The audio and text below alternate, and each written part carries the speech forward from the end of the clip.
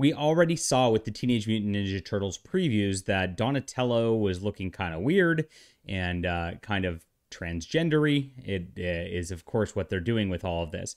They've got this weird race-swapped hippity hoppity. It's like a bunch of old white guys got in a boardroom and said, the hip-hop culture is popular with the youth these days. Let's try to make the Teenage Mutant Ninja Turtles into urban youth. And made something utterly ridiculous. The animation style looks stupid and silly.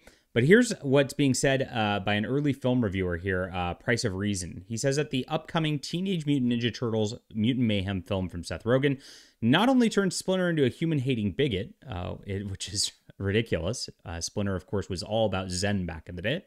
But it also turns him gay. So here it is. In early screening of the film, he shared his review where he notes the film makes significant liberties with not only Splinter, but with the Turtles.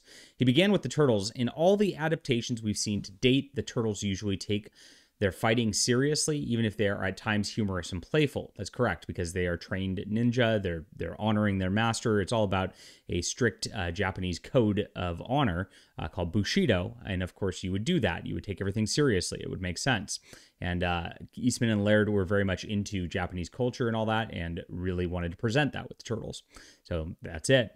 While each have certain strengths, flaws, and unique skills, they also show real respect towards Splinter, who is their caretaker and their mentor, Sensei. In this movie, they are pretty much the exact opposite of everything I said. They will seem insecure, weak losers, never exude competence, never convince you they're taking charge of the situation. Yeah, that's what it looks like from the previews, too.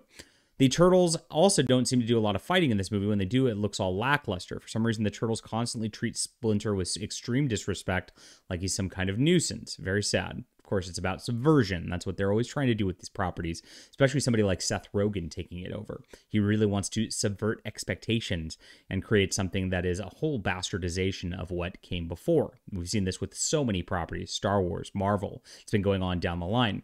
To make matters worse, they always act like and talk like a cross between Seth Rogen, 5-year-old children, and weirdos on TikTok. I guess they're trying to appeal to that generation. Again, it's a boardroom trying to do this rather than creating good characters.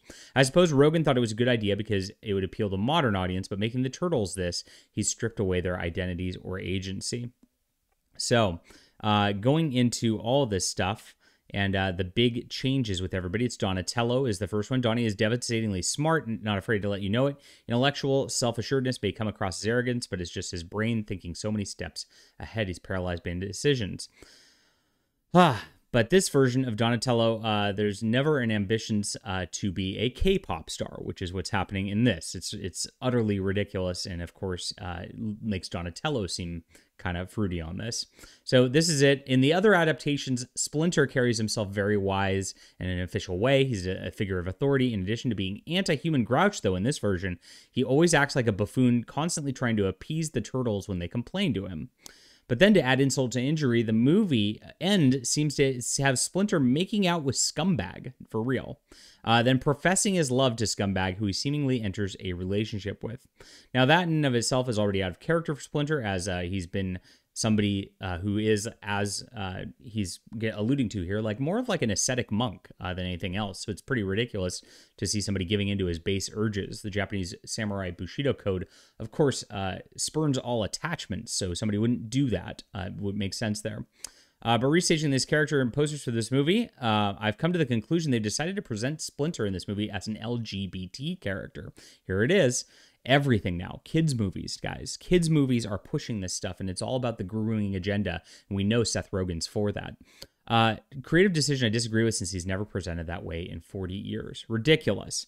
So I saw this coming with the way they had the Turtles talk. The Turtles themselves seem pretty, all over the spectrum gender-wise when you listen to the way they talk in this film. And of course, it looks like Splinter is doing the same thing. Another franchise ruined by Hollywood. All right, leave a comment down below with what you think about this. Hit that like and subscribe button. We'll be back soon.